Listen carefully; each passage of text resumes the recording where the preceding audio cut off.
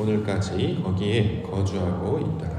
아멘. 역대상 4장 38절부터 43절까지 본문입니다. 지도자의 이름들, 지도자들의 이름들이라는 말씀의 제목입니다. 역대상 20번째 시간인데요. 역대상 4장을 계속해서 살펴보고 있습니다. 자, 오늘 본문은 24절부터 시작이 되는데 38절부터만 우리가 봉독했습니다. 역대상 4장 내용이 길기 때문에 세 부분으로 구분하여 살펴보고 있습니다. 역대상 4장은 유다의 아들들에 관한 기록을 추가로 증거하고 있었습니다. 그 이유가 무엇인가를 살펴보니까 하나님께서 어떤 특별한 내용, 의도를 목적하여서 메시지를 우리 가운데 가르쳐주며 전달하고 있었음을 본문을 통해 살펴볼 수 있었습니다. 그 첫 번째 증거가 야베스라는 인물이었죠. 이 야베스라는 인물을 통해서 가르치시고자 하는 것은 하나님을 찾고 구하는 자가 있었다.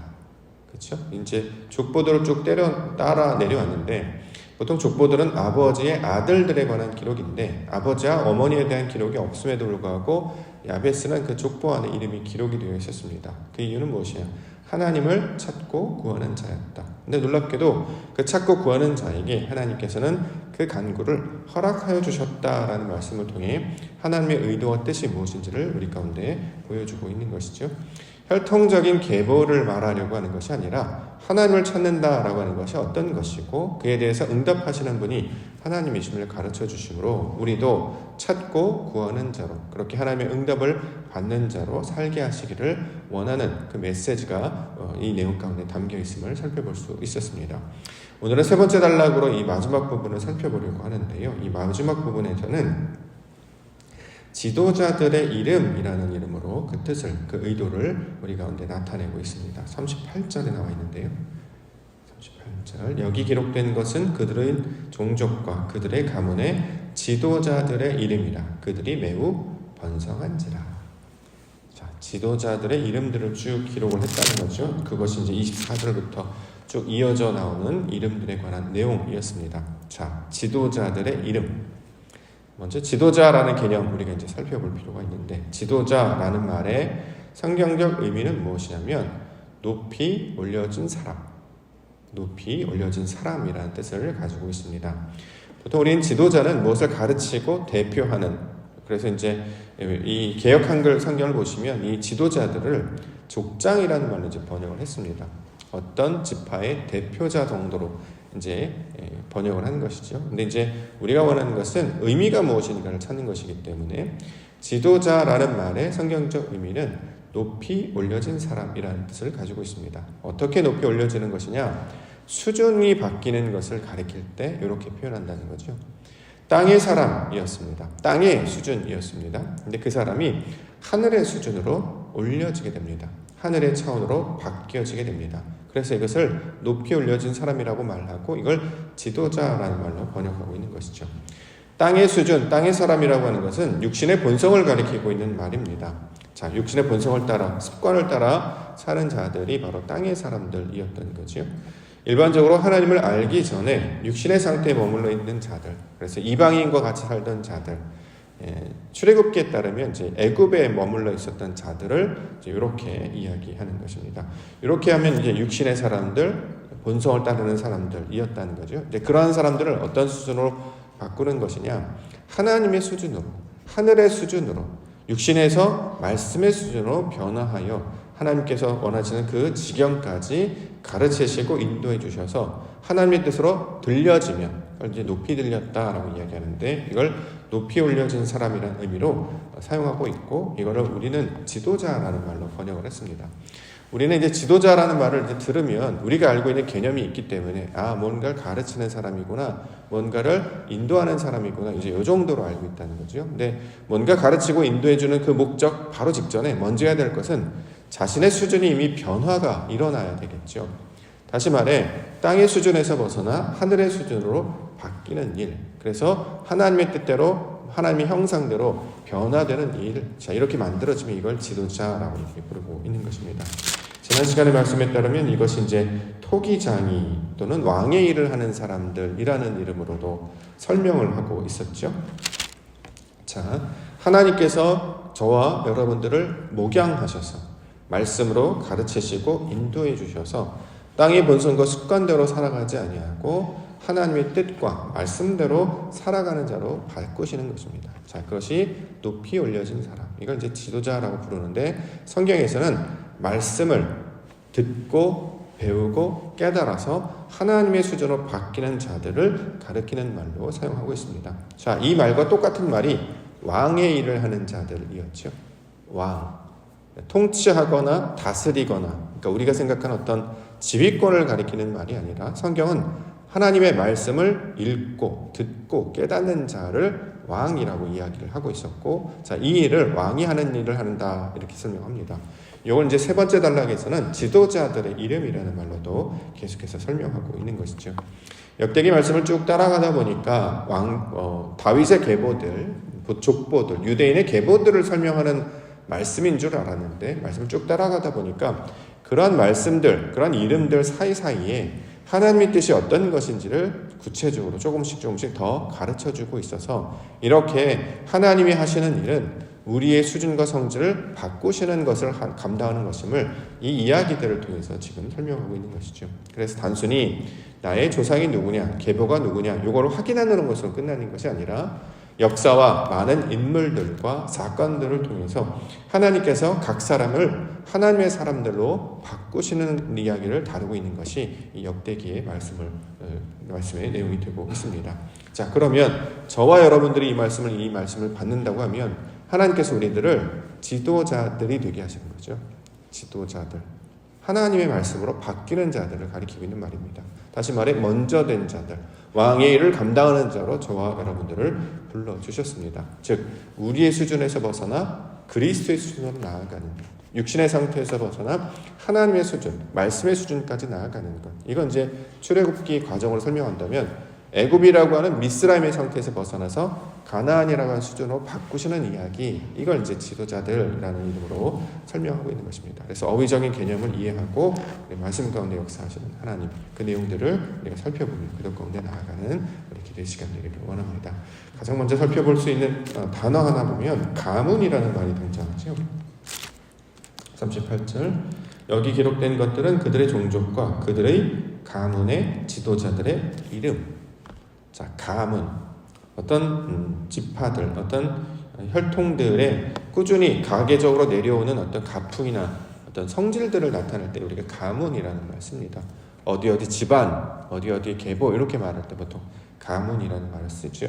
이 가문이라는 말을 쓰는 것이 우리가 이제 혈통적으로도 어떤 집안에 전통적으로 흘러내려오는 그런 분위기라든가 그의 어떤 자손들이 이루는 어떤 분위기라는 것이 있는데, 여기서 말하는 가문이라는 의미는 하나님 나라 백성들을 가리키고 있는 말이 되겠죠. 그래서 그것을 지도자들이다 이렇게 이야기하는 것입니다.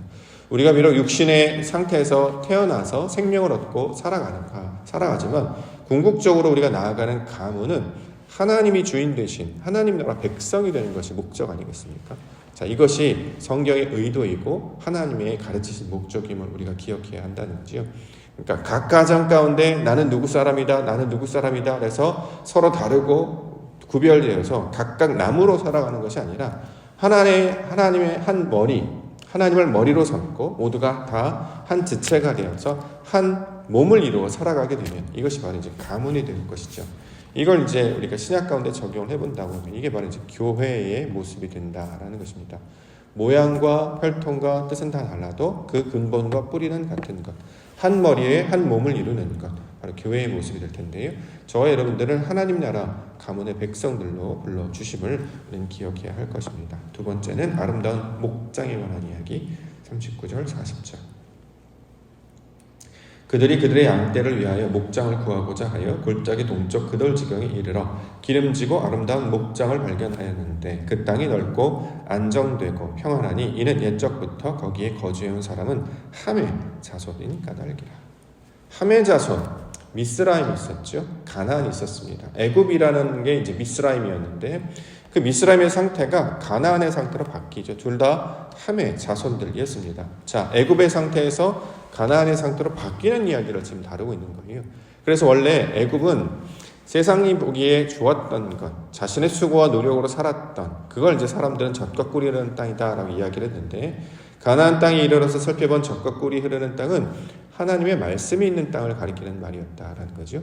자, 사람은 떡으로 사는 것이 아니라 여호와의 입에서 나오는 모든 말씀으로 사는 것. 바로 이것이 우리를 윤택하게 하고 살게 하시는 하나님의 의도된 땅의 모습이 되는 것입니다. 이전에 육신 가운데 속해 있을 때는 세상의 것들을 구하고 나의 수고를 따지고 육신의 어떤 만족을 위해서 살아갔다면, 가나안이 된 사람들, 가나안의 성질로 바뀐 자들은 육신의 소욕을 만족시키는 것으로 기쁨이나 만족을 얻으며 살아가는 것이 아니라 하나님의 말씀으로 주시는 그 기쁨을 발견하며 살아가는 자들이 된다라는 것이죠. 자, 이것을 오늘 본문에서는 아름다운 목장이라는 말로 설명을 하고 있습니다. 아름다운 목장, 양들이나 가축들이 이 아름다운 목장의 상태에 이르게 되면 땅이 넓고 안정되어 평안하여 살게 되는 것처럼, 우리도 우리의 영혼이 머무른 처소, 그러한 하나님이 기뻐하시는 상태가 되어야 된다라는 거죠. 이걸 아름다운 목장의 개념으로 설명을 하고 있죠. 넓고, 땅이라고 하는 개념은 항상 우리라는 개념으로 우리가 받아야 될 것입니다. 하나님께서 하늘이시고 우리가 땅이기 때문에 우리가 땅이 하늘을 닮아서 넓어지는 것이죠. 원래 우리는 좁고 얕은 사람이었는데 하나님께서 우리를 넓고 깊은 사람으로 바꿔주십니다. 불안하고 흔들리는 모습에서 안정되는 모습으로, 그렇죠? 항상 두려움과 낙심과 실망 가운데 있었던 자들이 평안의 상태에 이르게 되는 것, 이것을 아름다운 목장, 이렇게 이야기하는 거죠. 시편 23편에 말하고 있는 여호와께서 나의 목자가 되심으로 우리에게 부족함이 없게 하시는, 쉴만한 물가, 푸른 초장으로 인도하시는 그 상태가 되게 하시는 것. 그래서 때마다 철마다 먹을 것이 풍성하여서 아름다운 열매를 맺는 자들, 이것을 아름다운 목장의 상태. 그러니까 목자가 있으므로, 우리를 인도하시는 지도자가 있으므로 그것을 보고 듣고 배움으로 풍성함으로 성장하며 목양을 받는 상태, 이것을 아름다운 목장의 상태로 설명하고 있습니다. 교회가 바로 그런 목장의 상태가 되지요. 그래서 이제 교회에서도 이제 구역 모임이라는 말보다 목장 모임이라는 말로 많이 사용하기도 하는데, 그래서 이제 목장이라고 하는 것은 하나님의 말씀을 먹고 나누는 자들, 자, 그런 상태를 가리키고 있는 말입니다. 저와 여러분들을 풍성한 자들로 이렇게 만들어 가시겠다라는 의도로 이 본문을 설명하고 있습니다. 마지막으로는 장막을 치고 진멸하여서 거주하게 하신다. 41절 보겠습니다.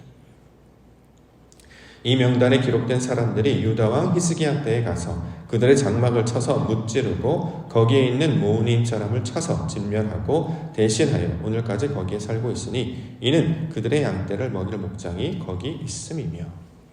자, 어떤 것들을 진멸하여 쳐서 무찔러서 거주한다. 여기 이제 가나안 정복 전쟁과 같은 개념으로 설명하고 있죠.